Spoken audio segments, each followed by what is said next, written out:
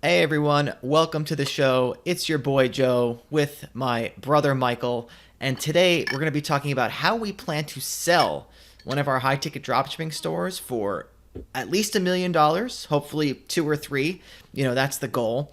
And the purpose of this episode is to kind of illustrate just how you can really build out one of these dropshipping stores and turn it into like a real diversified business. And I also want to get into a little bit why, in our opinion, content sites on the website marketplaces, like an Amazon affiliate site or an Amazon FBA business, tend to be way overvalued compared to what a site like this brings to the table.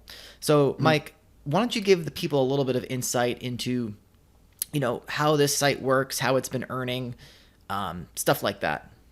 hmm So the one dropshipping site that we plan to sell for at least 1 million, hopefully two or three, we plan to do this by just understanding how websites are evaluated. So you have a few things. You have obviously the profits per month.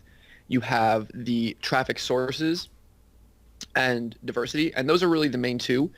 And so what we've been doing is we've just been stacking different mediums of traffic and different mediums of revenue.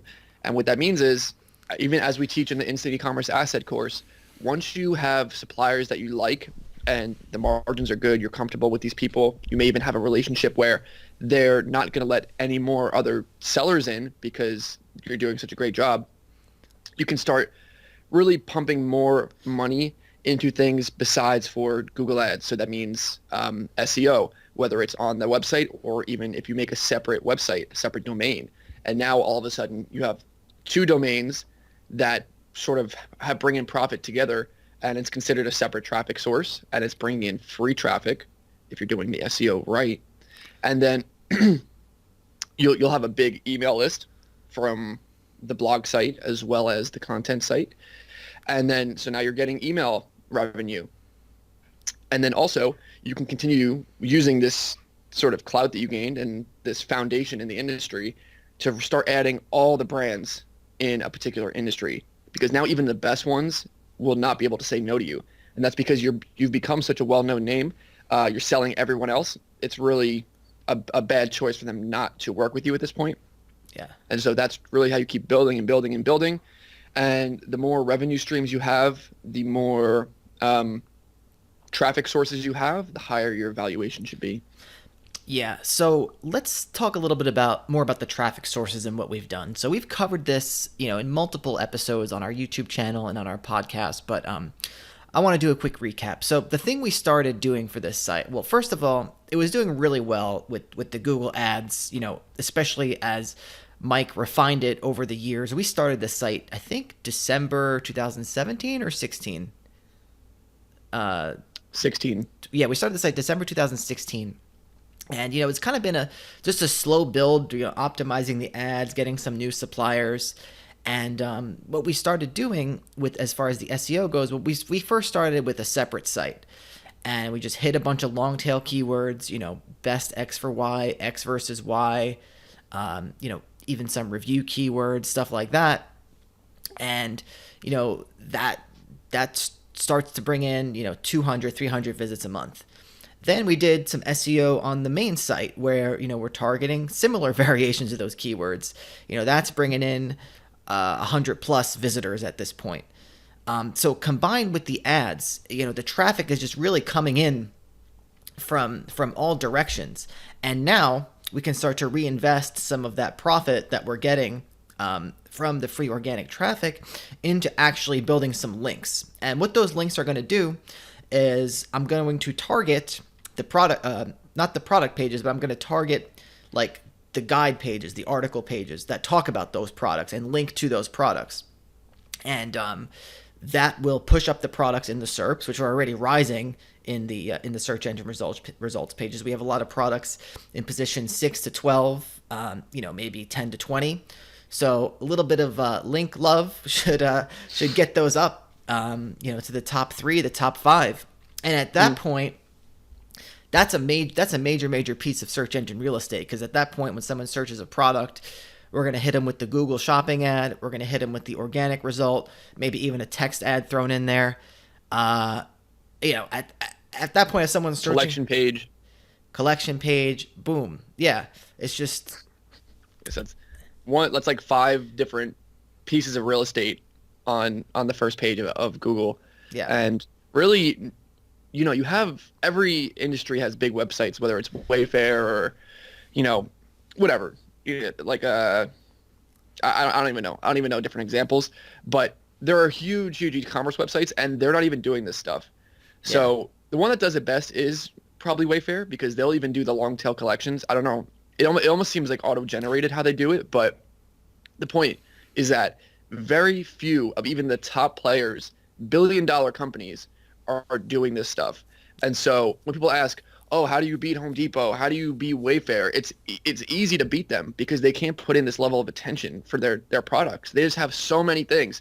Their company infrastructure is totally different, and so yeah, you can beat them on whatever you want. But on top of that, I don't know if we're doing this yet or not, but as an additional stream of revenue on your blog site, you don't just have to link to your dropshipping site. If you have a product that's maybe too low ticket for you to even bother with, maybe you can't get in with the supplier for whatever reason, but they're on Wayfair or they're on Amazon or something, you can just make a blog post for that and then do an affiliate link to it. So yeah, now it's a dropshipping site, it's an affiliate site. You can put ads on it. It's an advertising site. And like we know that a dropshipping site isn't just one stream of revenue because you have multiple suppliers. And I argue with Empire Flippers about this all the time. I talk about this with, a lot of different people because I think it's dumb. And I think an Amazon affiliate site that is completely dependent on Amazon is way more of a liability, even though, it's awarded higher valuation by different website brokers. It's stupid, but the way that you can give them what they want is by making these informational or affiliate posts that link to other websites. And now they have to categorize you as an affiliate site, a dropshipping site, and a advertising site. yeah. And actually, that is the case, Mike. On the separate site, that is generating some extra revenue right now. I mean, Is it?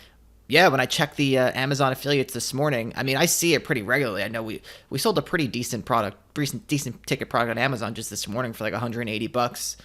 So we'll probably get There you go. whatever 4 to 6% commission on that. I don't even know what it Yeah. is, but I mean, it's definitely should be Yeah, generating a couple extra no one, hundred no per one month. online is doing this. You're right. There's nobody that's talking about this stuff for free, for one. But there's really probably no one that's even doing it or that's thought of it. So if you're hearing this and you're not doing it and you're in a position where you can just take action on it, I don't know. I don't know what you're doing. Yeah, definitely. And Mike, one thing I wanted to talk about is, now that we've talked about all the traffic sources and stuff like that, I want you to give the people some knowledge on the sales and the lead management, because it seems like we're doing some pretty decent stuff on that front with the hires that we've made, and how we manage the leads and incoming traffic and stuff like that. So let's talk about that. So we talked about this in previous videos, but it's really a snowball effect because as you build up more visitors, your website pixel gets bigger. You have more people that are at each point of the sales process, right? So you have more visitors, but then in turn, you have more people who are adding to cart. You have more people who are calling. You have more people that are filling out contact forms, more people that are abandoning checkouts, and more people that are making sales. And so those other sort of really hot stages in the buying cycle, typically when you're a smaller store, you can't do much with it because maybe it'll be an abandoned cart here, an abandoned checkout every couple of days, maybe a sale every day or every other day. And there's not much lead management you can do because there's not a lot of leads. But as you get bigger and bigger, you get more abandoned carts and more abandoned checkouts and more sales to the point where you can actually put someone in at even a full-time or part-time rate to stay on top of your best leads. And what this does is it frees up your time so you can continue running ads, you can continue increasing traffic, and now you have someone stationed at the very point of sale to make sure that everything gets closed as much as possible. And you give them a little bit of extra incentive to close these sales in terms of a Of commission. course, it's a commission job. Yeah. It's a So commission job. that You want a salesperson to do this. Yeah, so that I think is really important, is that when you are at that point where you have the leads coming in, you want someone that's highly, highly motivated to stay on top of those leads and close those leads. You don't want someone that's, kind of asleep at the wheel, that's going to get a flat hourly rate no matter what, because, you want someone that's hungry, that's going to chase down those leads and close them. And when it comes to getting like $1 million or $2 million website exit, you really have to let go of control. There's probably a very small percentage of people who can build $1 million websites all by themselves, but the majority of them have a very good process in place. Yeah. And for me, I'm probably more knowledgeable. I can probably close sales better on the phone than the person that we have doing it. But the fact is, if I'm doing that, then it takes time away from me to do other stuff. If I'm answering sales calls, if I'm doing existing customer stuff, now I'm handling all these issues. Now I have to run Google Ads on top of that. It's no matter how good you are at something, your attention is limited. And so even if I can close a higher percentage of sales, I'm not going to be able to stay on top of all these leads. Yeah. So I'm willing to sacrifice maybe closing something quicker, or even closing at a lower percentage in exchange for just the sheer volume that you can get by having a person in place to contact all these people. Yeah, so all in all, this is how we plan to do it. Multiple traffic sources, multiple streams of income in terms of suppliers, even in terms of affiliate links to other websites on the separate site. And, in our opinion, we may not sell this site on Empire Flippers. We may have, it may be more of a private sale, which we made recently. We're going to talk about in another video. In our opinion, this is really the pinnacle of what a good site to buy is, because you don't have a single point of failure. An Amazon affiliate site on Empire Flippers, or just an Amazon affiliate site in general, Amazon does something, say, worst case scenario, they do something to your account. Best case scenario, they change their affiliate commissions payments, which they are known to do a lot. That's going to affect your business. Google does something, they change their algorithm, that's going to massively affect your business. With this type of dropshipping store, the paid traffic is pretty consistent. It's much, much less volatile than SEO. You have multiple sites, many, many keywords being targeted. And yeah, there's not one point of failure. There are multiple points of failure. So if something takes a little hit, you got the other stuff, right to replace it right there. And I think you use this phrase in one of our private conversations. It's kind of like the Parthenon. Many, many columns as the supporting structure. Yeah. Yeah. That's a James Schramko phrase. I can't. Oh, sorry. I can't claim that. I thought it was yours. No. The Parthenon, mate. You gotta be like the Parthenon. All right, friends. That about wraps up this episode. Be sure to check out our free course, Online Asset Playbook, Instant E-commerce, or buildassetsonline.com/playbook. I haven't said that in a while. And buildassetsonline.com/membership if you want to work with us one-on-one. And we will see you in the next episode. Take it easy.